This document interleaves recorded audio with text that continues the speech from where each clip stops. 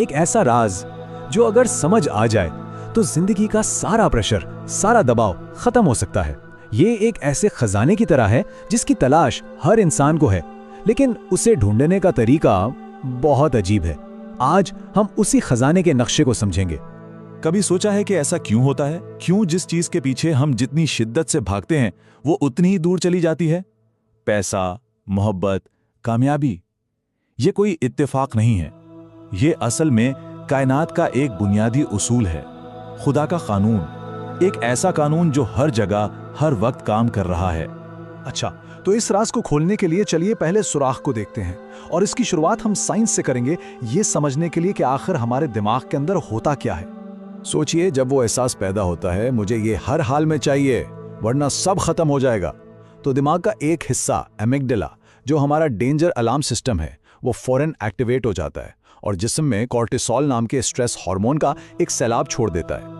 और बस यहीं से एक बायोलॉजिकल जंजीर शुरू हो जाती है।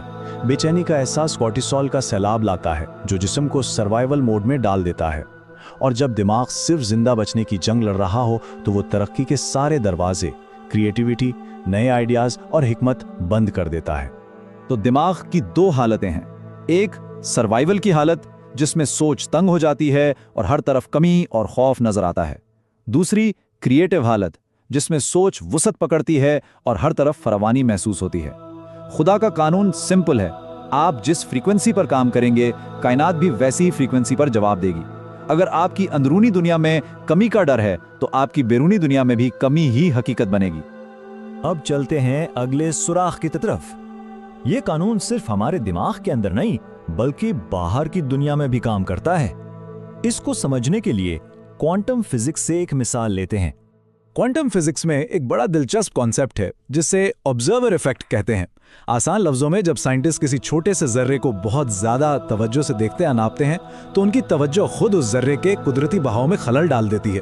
अब ये कोई जादू नहीं है, लेकिन इस मिसाल में हमारी जिंदगी के लिए एक बहुत गहरा इशारा छुपा है। जब हर लम्हा यही सोचा जाता है अभी तक पैसा क्यों नहीं आया, उसका मैसेज क्यों नहीं आया, तो आप अपनी सारी एनर्जी और तवज्जो कमी पर लगा रहे हैं, और इस तरह आप अपनी मौजूदा हकीकत को यानी उस कमी की हालत को अपनी तवज्जो से और मजबूत कर देते हैं। याद रखें, खुदा का कानून कहता है जिस चीज को तवानाई दोगे वही चीज बढ़ेगी। अब आते हैं सबसे अहम सुराख की तरफ। ये कानून कोई नई डिस्कवरी नहीं है, बल्कि ये एक कदीम सच्चाई है जो हजारों साल से रूहानी किताबों में मौजूद है। कुरान कहता है, शैतान तुम्हें फक्र से डराता है, यानी गुर्बत और कमी का खौफ दिलाता है। सोचिए, ये कितना बड़ा साइकोलॉजिकल हथियार है। जब इंसान इस डर में मुब्तला होता है तो उसका दिमाग सर्वाइवल मोड में चला जाता है। फिर वो या तो गलत फैसले करता है या फिर बिल्कुल मफलूज होकर रह जाता है। मौलाना रूमी लिखते हैं, तुम हर दरवाजे पर दस्तक क्यों दे रहे हो, जाओ और अंदर से दस्तक दो। ये एक बहुत गहरा इशारा है। हम चीजों का पीछा बाहर की दुनिया में करते रहते हैं, जबकि असल मसला और हल दोनों हमारे अंदर मौजूद हैं। अजीम सूफी इब्ने अरबी ने भी यही कहा कि जाहिर बातिन का अक्स है, यानी आपकी बाहर की दुनिया आपकी अंदरूनी हालात का ही आईना है। अगर दिल तंगी और खौफ महसूस कर रहा है तो दुनिया भी तंग ही लगेगी, और अगर दिल में वुसअत और भरोसा है तो कम में भी फरावानी महसूस होगी। याद रखिए, बरकत कभी भी भींची हुई मुट्ठी में नहीं उतरती। अब तक हमने दिमागी, कायनाती और रूहानी सुराग देखे। अब वक्त है इस कानून को अपने जिस्म में महसूस करने का।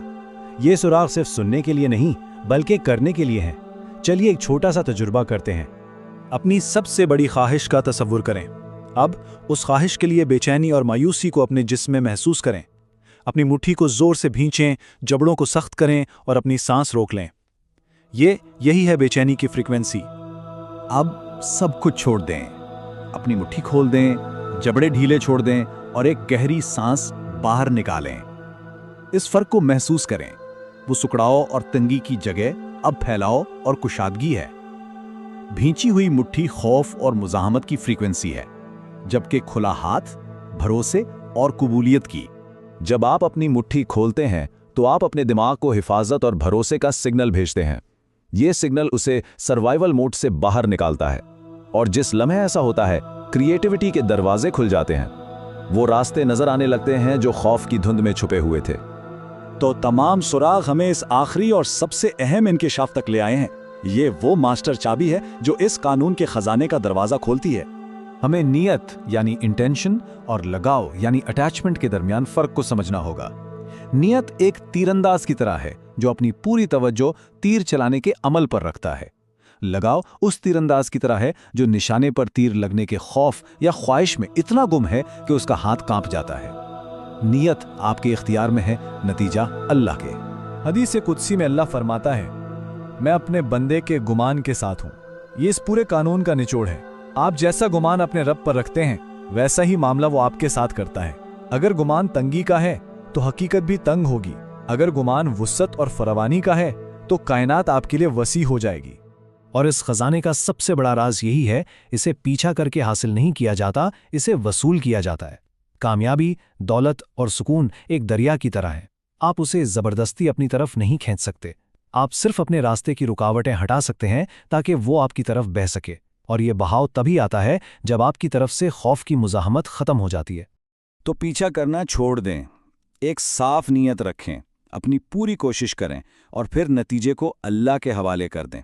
मुट्ठी को भींच कर ना रखें, उसे खोल दें और फिर देखें जिस चीज़ का आप पीछा कर रहे थे वो खुद चलकर आपकी तरफ आएगी। ये जिद्दोजहद नहीं, ये हम आहंगी है।